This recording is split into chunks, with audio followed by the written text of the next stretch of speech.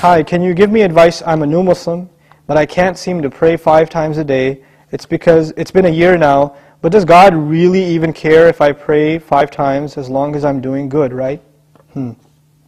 Two things here. There are actually 2 statements which are 2 different problems in the question. The first problem is, Bismillah wa salatu wa salam ala Rasulillah. The first problem is, I can't pray 5 times a day. I can't do it. Now, I don't believe you. Whoever said I can't do it, I don't believe you. You know why? Because I believe Allah. Now, I didn't say I believe in Allah. I said I believe Allah. There's a difference, right? I believe in Allah means I believe Allah exists. I believe in Him. But when I say I believe Allah, it means I believe what He says. He says, subhanahu wa ta'ala, لا يكلف الله نفسا إلا وسعها. Allah does not burden anyone except unless they are able to carry that burden. This is what Allah said. Allah said He does not burden anyone with any responsibility unless they are capable of living up to that burden. This is what He said. You're saying you're not able to live up to a responsibility that Allah gave you. Isn't that true? You're saying, I can't pray 5 times. It's too much. And Allah is saying, yes, you can. So I have a choice between believing you and believing Allah. And perhaps, if you didn't realize this, maybe you're lying to yourself.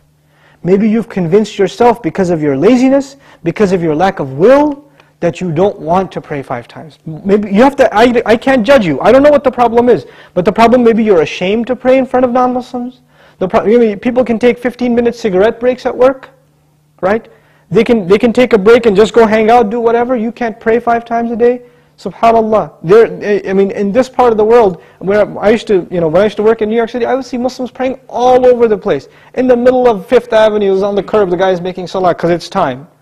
Or in the university, you open the copy machine room and the library, and there's like 3 guys praying right there, making salah. Muslims will pray. If there's time, we're going to pray. That's it. We're going to pray. So there are no excuses. That would be the cops. I'm going to stop? Alright, okay. So that's the first thing. Allah said you can. If Allah gave this burden upon you, and He did in fact, then you can. Convince yourself of that. And rely on Allah, He'll make it easy for you. The second question is, does He really care? Does He even care if I pray or not? Now this question is actually more about, does He need my prayer or not? You're forgetting that the prayer isn't for Allah. It's for you. It's not for Allah.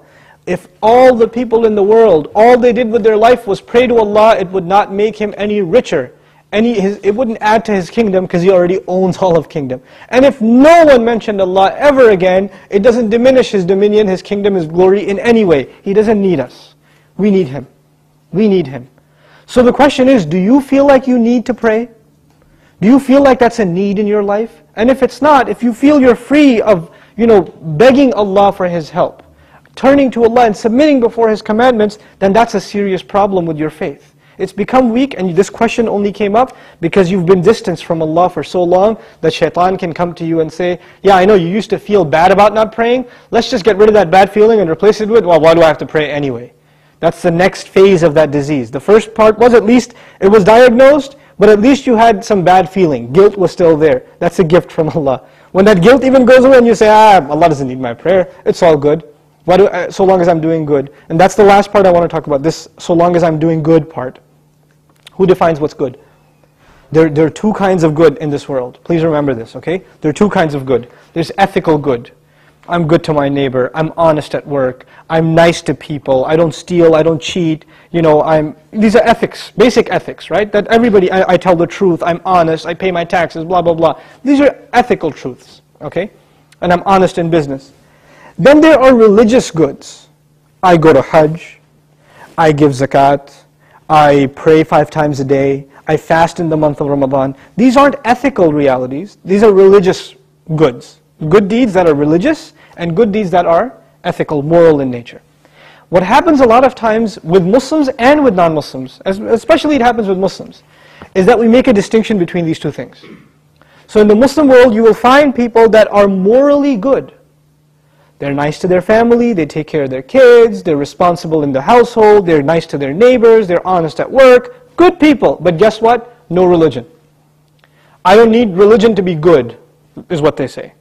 And on the other extreme, you have people that pray, go to Hajj, give zakah, have a long beard, dress in a very religious garment, and yet terrible to their family, cheating people in business, highly immoral and unethical. So what's happened is we have separated the two dimensions of goodness. Moral goodness, ethical goodness, and religious goodness. What Allah does in the Qur'an is, fuses them together in the ayah, this one ayah, it's called Ayatul Bir, the ayah of goodness.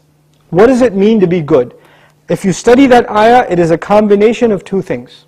It's a combination of ethical principles like fulfilling your promises, being patient, perseverant, and also religious goodness, establishing the prayer, giving the zakah, right? So it's a combination of both of those things in one place. So if you think you are in a position to define what good is, most likely you're sticking to moral goodness. And you're undermining religious goodness, like the rituals that Allah taught us. But what Allah wants is for us to have both at the same time. This is when a person is truly good. Otherwise, you're not really good. You have defined goodness for yourself and you have rejected Allah's definition of it. But we turn to Allah for guidance because we can't define things for ourselves. We want Him to define them for us.